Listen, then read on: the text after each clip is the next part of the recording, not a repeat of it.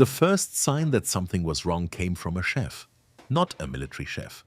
A civilian, a man who had cooked for senior government officials in Com for 19 years and who had, over those 19 years, developed the kind of institutional knowledge about the appetites and routines and preferences of the people he cooked for that made him indispensable in ways that extended well beyond the kitchen. He knew schedules the way that people who feed powerful men learn schedules, through the patterns of requests and the timing of deliveries and the specific correlations between what was ordered and what was happening in the world above the facility where the orders were placed. He had noticed a change in the delivery schedule 3 weeks before the raid. The change was small, or the quantities of certain provisions had increased by a margin consistent with an additional 2 to 3 people eating regularly from the facility's kitchen. The additional quantities appeared without explanation in the supply requisitions and disappeared again, also without explanation, after 11 days. The 11-day window corresponded to a period during which Iranian state media had been broadcasting a particular kind of official statement, the kind that uses specific language about response and consequence and the limits of patience. He noted the correlation the way he noted all correlations in the private log he had kept since the 4th year of his work, a log that existed in a form and a location that were not accessible to anyone who might search his quarters or his vehicle. He noted it and continued his work and sent the notation through the channel he had been sending notations through for 6 years, which was not the same channel as the drainage engineer's channel, because the people who run these things do not put all their sources on the same relay. The notation reached an analyst who had been working the COM facility file for 2 years. The analyst had the drainage engineer's subsurface mapping and the signals collection and the overhead imagery. What she had not had until the chef's notation was a behavioral data point from inside the facility's operational rhythm. The additional provisions for 11 days, the correlation with the statement period, the return to baseline quantities taken together with the existing collection.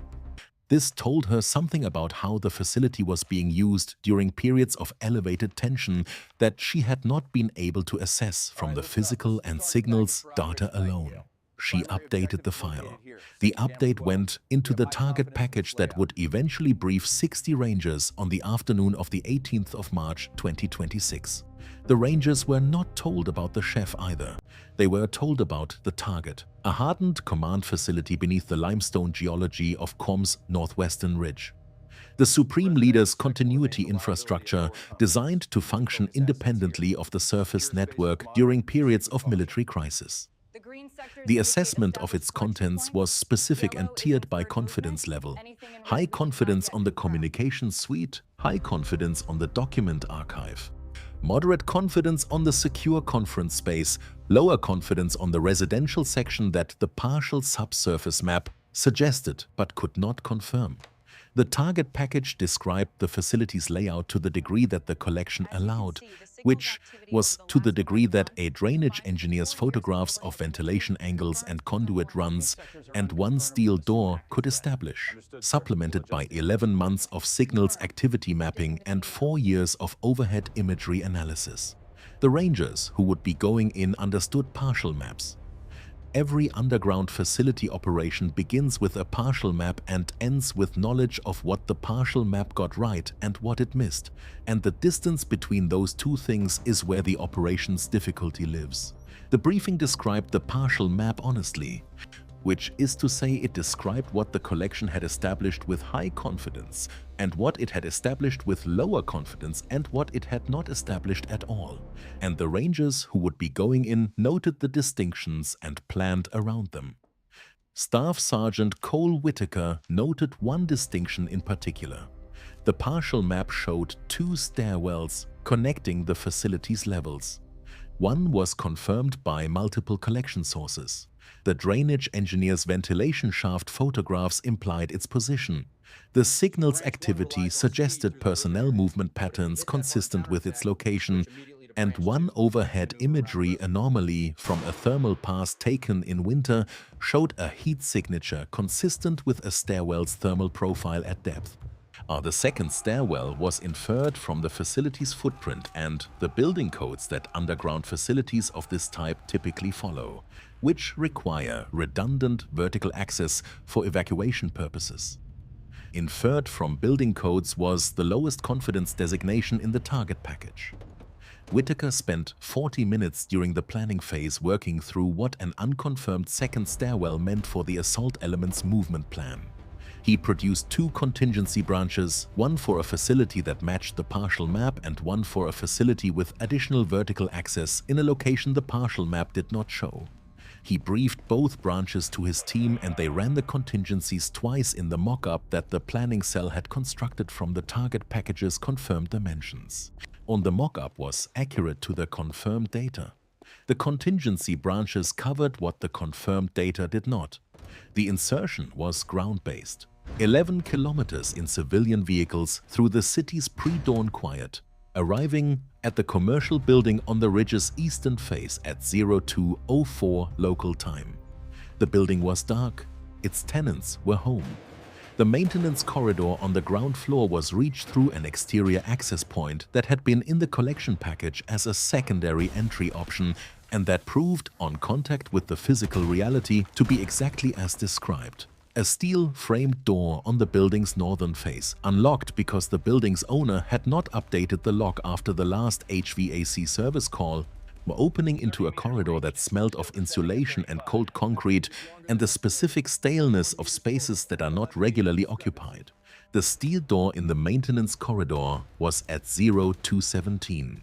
Staff Sergeant Oyelaren on the breach kit, the same hydraulic mechanism housing that the drainage engineer had photographed from 3 angles, the same specifications that the breach kit had been designed around.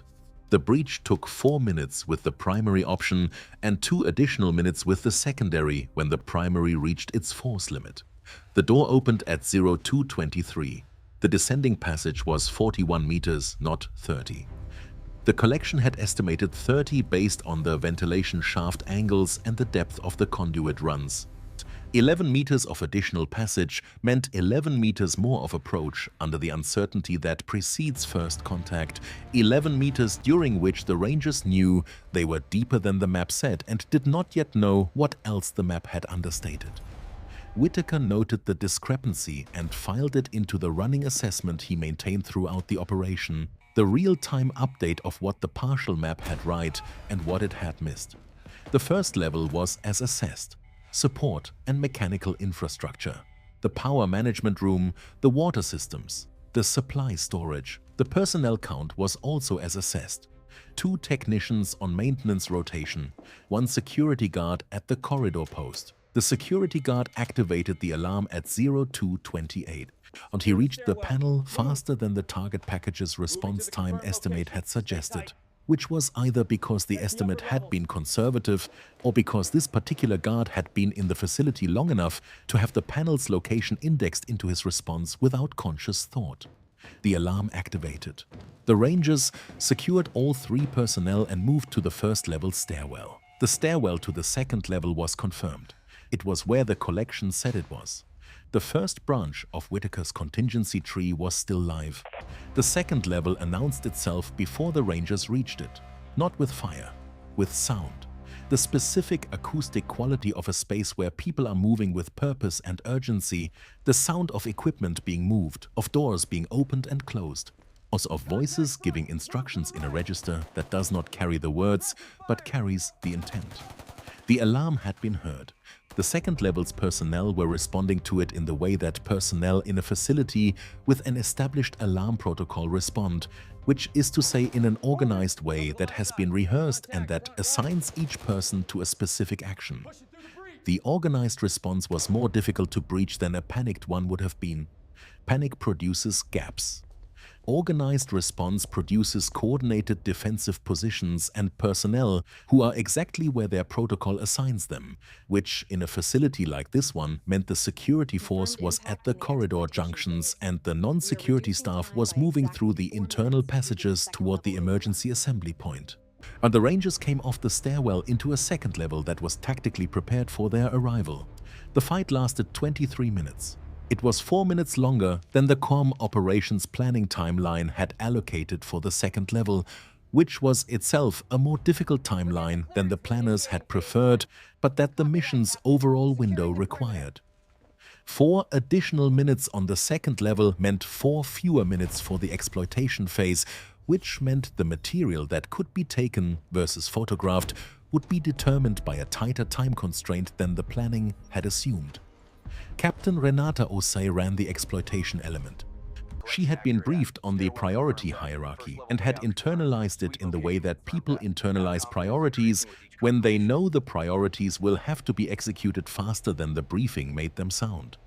She brought her team off the stairwell onto the second level as the last of the second level contact was being resolved and moved them directly to the communication suite without waiting for the full level clearance, because waiting for full level clearance was not compatible with the time the fight had already consumed.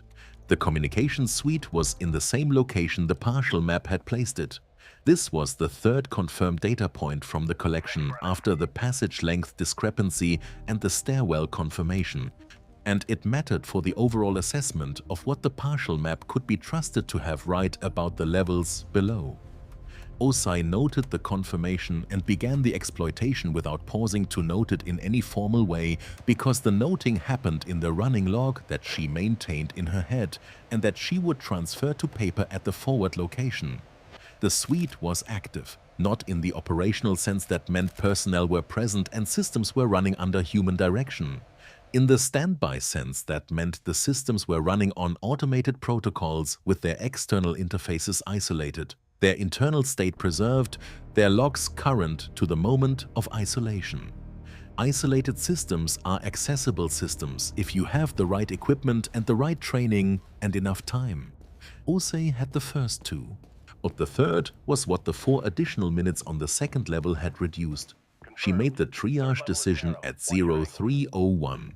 The decision was not in the target package because triage decisions cannot be in target packages.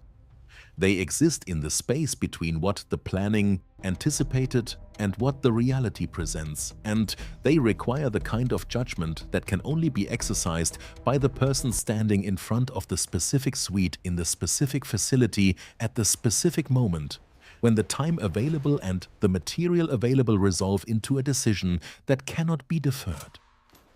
She took the 4 hard drives that the suite's architecture placed closest to the primary communication logs. She took both terminal units as complete hardware. She photographed the remaining equipment racks in the systematic pattern she had developed across 4 previous exploitation operations. She left the physical document files in the suite's administrative section because the document files were the last item in the priority hierarchy and the time had run out before she reached them. She was at the 3rd level stairwell at 0314. The 3rd level was smaller than either level above it. The partial map had suggested this from the ventilation infrastructure geometry, which implied a reduced footprint at depth. The suggestion was correct. 4 rooms. The layout was different from the partial map's inference, which had placed the residential section on the western side of the level. It was on the eastern side. The personal office was in the center. The meeting room was on the western side where the partial map had placed the residential section. The bathroom was at the far end of the eastern corridor. The layout difference was a 4-minute problem.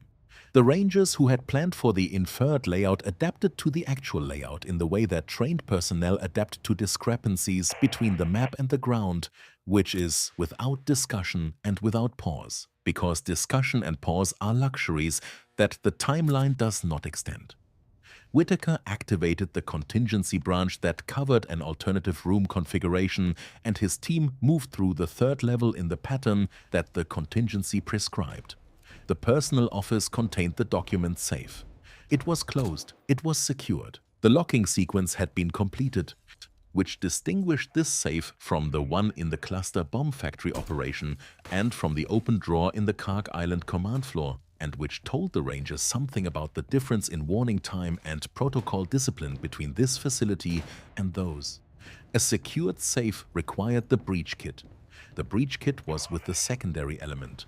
30 seconds behind the lead through the third-level stairwell. The safe breach took 6 minutes. The safe was a commercial model with reinforced locking that the target package had assessed as breachable within the allocated time window. The assessment was accurate. The breach was completed at 03:28. The documents inside were removed without review. Osei photographed the safe's interior before the documents were removed, which was not in the standard protocol but was her practice from previous operations, because the arrangement of documents in a safe is itself data about what was accessed most recently and in what sequence. The meeting room contained a single item of intelligence value, a whiteboard with handwriting across its full surface. The handwriting had not been erased. The Rangers photographed it in overlapping sections to ensure full coverage and moved on. What the handwriting said would be determined by people with the language skills and the analytical context to determine it. What the Rangers could determine in the moment was that it had not been erased, which was either because the facility's occupants had left without erasing it or because they had not considered it sensitive enough to erase. Both possibilities were in the running log. The extraction began at 03:36. The route back through the second level was the route through a space where the security force had been secured and the non-security staff was in the assembly room, and the corridor junctions were held by Rangers who had been positioned there during the exploitation phase. The route was clear in the sense that no additional contact developed.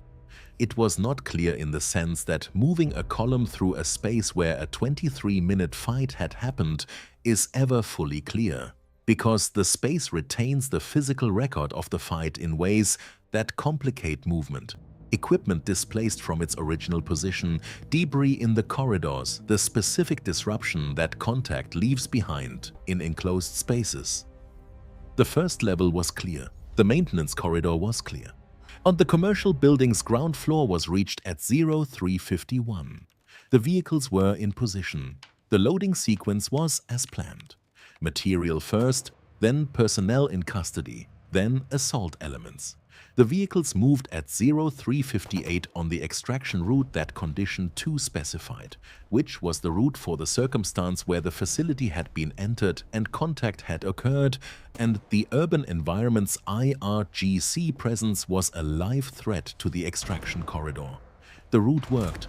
The vehicles were not stopped. The forward location received them at 05:06. The exploitation handoff began at 05:18.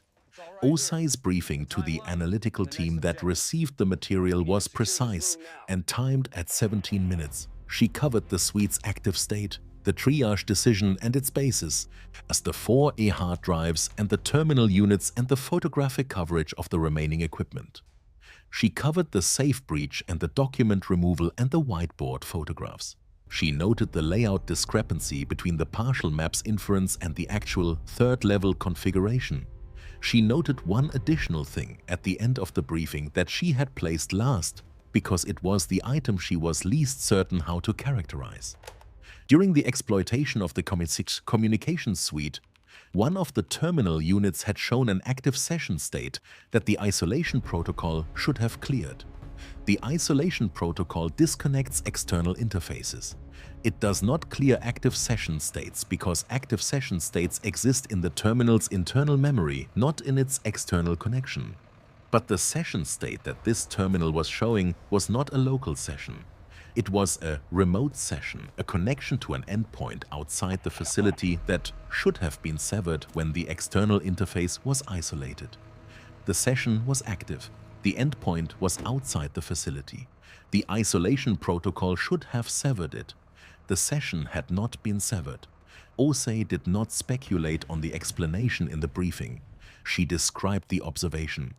She noted the terminal's serial number and the session state's display characteristics and the timestamp at which she had observed it.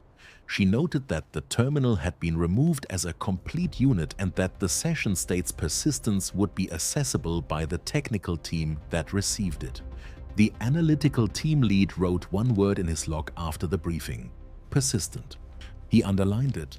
He did not explain the underlining because the underlining explained itself to anyone who understood what a remote session that persists through an isolation protocol means about the isolation protocol's integrity and about what had been observable through the terminal's external connection at the moment the isolation was supposed to have closed it and about who might have been observing it. The persistent session joined the open safe from the cluster bomb factory file and the vehicle that left before the Marines and the 20-second transmission before the F-35s in the section of the analytical record that was building toward a conclusion that no single data point was sufficient to establish, but that the accumulation of data points was making increasingly difficult to explain by coincidence. The section did not have a formal designation. It was a flag on a flag on a flag, a series of anomalies that individually required explanation and collectively required investigation. The investigation was ongoing. It was patient and it was thorough. And it was building towards something that the people running it could see the shape of without yet being able to name it. In Qom, the IRGC response element reached the commercial building at 0501, 10 minutes before the forward location received the Ranger vehicles. The response found the maintenance corridor, the open steel door, the descending passage. They cleared the facility level by level, finding the secured personnel, finding the suite with its drives removed and its terminal units absent, finding the third-level rooms with the document safe breached and empty and the whiteboard still showing its handwriting across its full surface, and the specific disorder that tells you what was searched and what was taken and what was left. The whiteboard was the last thing the senior IRGC officer in the response element looked at before he transmitted his initial assessment to Tehran. He looked at it for a long time. He did not look at it because the handwriting told him something he did not already know. He looked at it because the handwriting was still there, which told him something about how quickly the facility had been cleared, which told him something about how little warning the facility's personnel had received, which was the same question that the persistent session on the terminal was raising from the other direction, and which was the question that would take longer to answer than any other question the night had produced. The chef arrived at the commercial building at 7:10 for his scheduled shift. The entrance to his usual route was blocked by IRC vehicles. He was turned away by a soldier who gave him no information about the reason for the closure. He walked back to his vehicle and sat for a moment and understood, from the specific composition of the vehicles and the specific way the soldier had looked at him and looked away, what had happened in the night. He drove to a different part of the city. He stopped at a location he had used before. He used the channel he had been using for 6 years to send a notation. On the notation described the vehicles at the commercial building and the soldier's demeanor and the blockage of his usual route and the time of his arrival and the time of his departure. He sent the notation and drove to a cafe and ordered tea and sat with it for a while before he went to find another kitchen that would need him for the day. The notation reached the analyst who had been working the file for 2 years.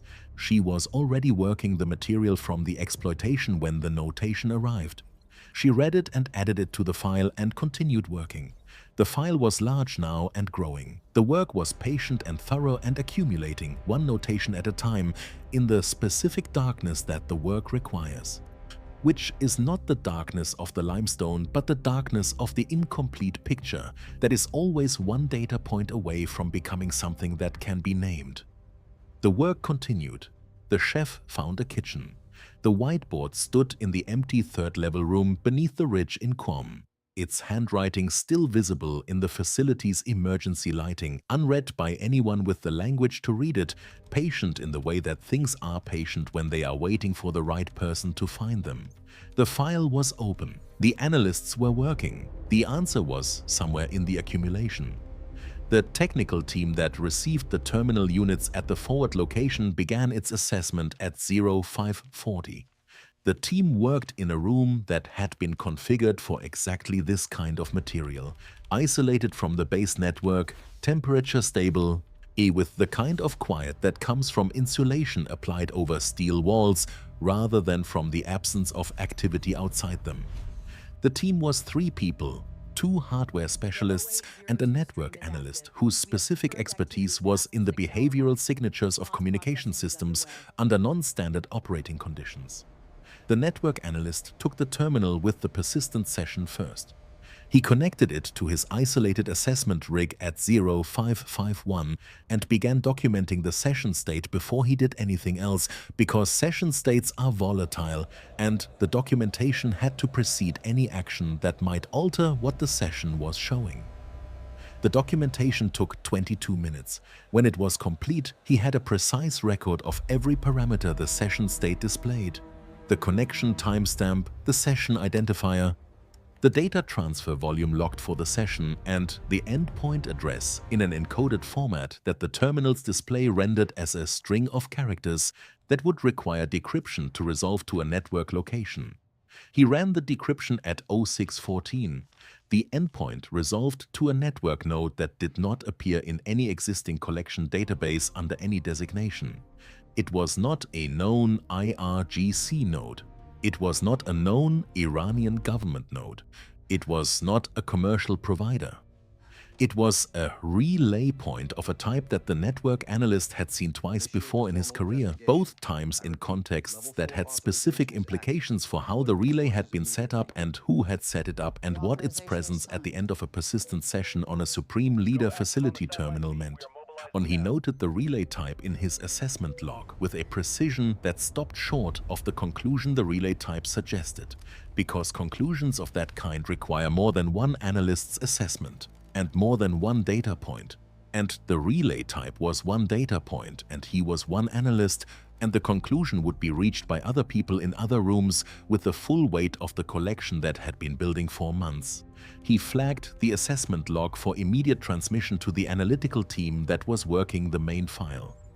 The flag went with the decrypted endpoint address and the session state documentation and his description of the relay type, annotated with the 2 prior instances in his career where he had encountered the same configuration.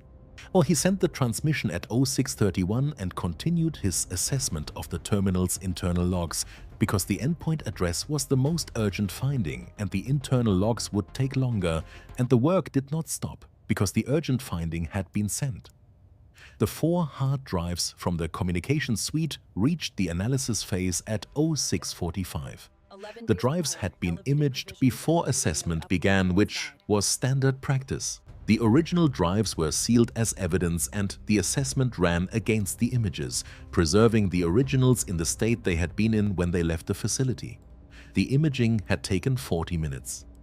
The analyst who began the assessment at 0645 was working against images of drives that had been inside the facility's communication suite when the isolation protocol had run, which meant the drives contained logs current to the moment of isolation. The logs were in Farsi. The analyst read Farsi. She worked through the first 6 hours of log entries from the most recent date, building a chronological picture of the communications activity the suite had processed in the period immediately before the isolation. The picture that emerged from the first 6 hours was a communications pattern consistent with the target package's assessment of how the facility was used during periods of elevated operational tempo, high volume, multiple concurrent sessions, routing activity through the relay infrastructure that the signals collection had partially mapped. At 0741, she found a log entry that stopped her, not because it was unusual in format or volume, because the destination address in the entry matched the endpoint address that the network analyst had transmitted at 0631 from his assessment of the persistent session. The same relay node appeared in the facility's communication logs and in the persistent session on the terminal. The communication log entry was dated 11 days before the raid. It was during the period that the chef's notation had identified as the window when the additional provision quantities had appeared in the facility's supply requisitions. The entry's content was encrypted in a format that would require dedicated decryption resources to break, resources that were not available at the forward location. She flagged the log entry with the same annotation the network analyst had used, relay type 2 prior instances. She added on correlation with persistent session endpoint confirmed. She transmitted the flag to the file's analytical lead at 0748 and continued working through the logs. The analytical lead received both transmissions within 19 minutes of each other. He sat with them for a moment before he responded to either. The persistent session endpoint and the communication log destination were the same relay node. The communication log entry was from 11 days before the raid, which was within the window the chef's notation had identified as a period of elevated activity in the facility. The relay type was one that appeared in 2 prior cases with specific implications. He opened the section of the file that carried the accumulating anomalies. The open safe at the cluster bomb factory, the vehicle before the Marines. At the 22nd transmission before the F-35s. The drainage engineer's notation that the facility's security augmentation had increased 2 weeks before the raid. The chef's notation about the provision quantities. The persistent session. The relay node in the communication logs. He did not add these items to a conclusion. He added them to the section that was building toward one, because conclusions of this kind require authorization from people above his level and resources that his team did not control and a formal investigative process that his transmission of the flagged assessments would initiate. He initiated it at 0802 by transmitting the full section to the address that received requests of this type, or with a cover note that described the accumulation and the pattern and the relay type and the correlation between the persistent session and the communication log entry.